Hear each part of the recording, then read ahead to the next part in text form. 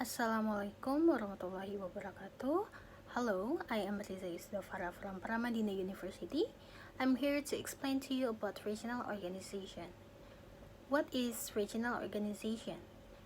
Regional organization is an organization where the member of them is characterized by boundaries and demarcation characteristics to define and unique geographies such as continent or geopolitics.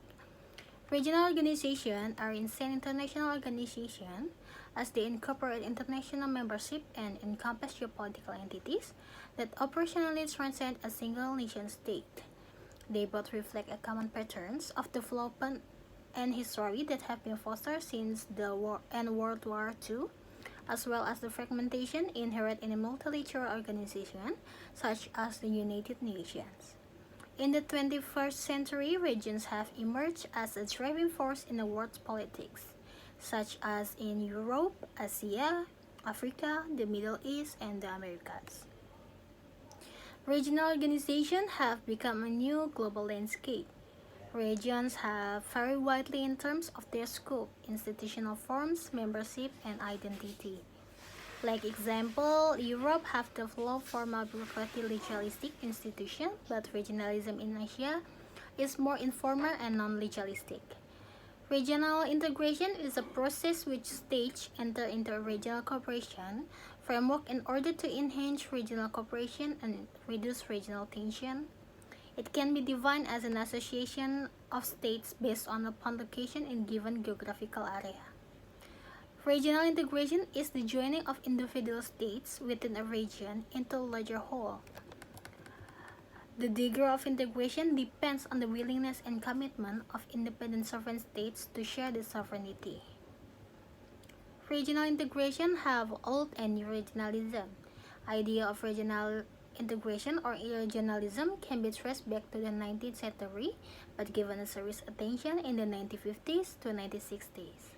However, regional integration in many parts of the world, except in Europe, were not very successful. Nowadays, especially after the 1980s, we can see a difference between old regionalism and new regionalism. Under the old regionalism, the world was divided into two camps in a bipolar Cold War context. The US set up NATO in 1949, whereas the Soviet Union responded by establishing the Warsaw Pact in 1955. The old regionalism was heavily influenced by the outside major powers, such as Asia Treaty Organization (SEATO) in 1954, while the new regionalism was driven by the need of countries within the region, ASEAN in 1967, ASEAN Plus 3 process in 1997.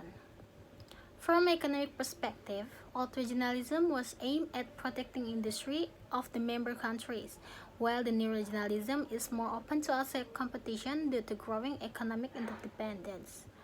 Old regionalism was more specific in its objective, such as security NATO or economic cooperation, whereas a new regionalism has a wider objective. Like ASEAN Plus 3 process is Asia Summit. Regions have a four type, and the first one is region as geographical unit. It's confined more or less by natural physical barriers and marked by ecological characteristics.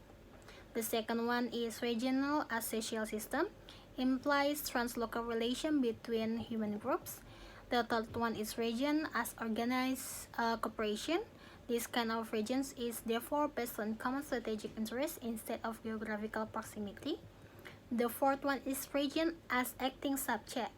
This regional process is similar to state formation and nation building, and the ultimate outcome could be a region state, whose term of scope can be compared to classical empires but in terms of political order constitutes a voluntary evolution of a group of a formally sovereign national political units into a supranational security community where sovereignty is pooled for best of all.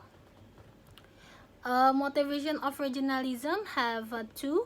The first one is political motivation. These are always is power dynamic, identity, ideology, internal and external traits, domestic politics, and leadership. The second one is economic motivation, expanding trade and investment opportunities, providing impetus or incentive to undertake domestic reform, coping with the dark side of globalization, countering regional integration in other parts of the world. And regional have an important organization. In Europe, they have NATO, OSCE, AU, CIS. America have OAS, NAFTA, Mercosur, Andean Community, the Union of South American Nations. Asia have ASEAN, ASEAN Plus 3, ARF, APEC, SCO, SRC. Africa have AU, and ECOWAS and SADC.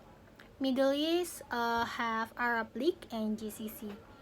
And that's it. The end of my explanation about regional organization. And thank you. Have a good day.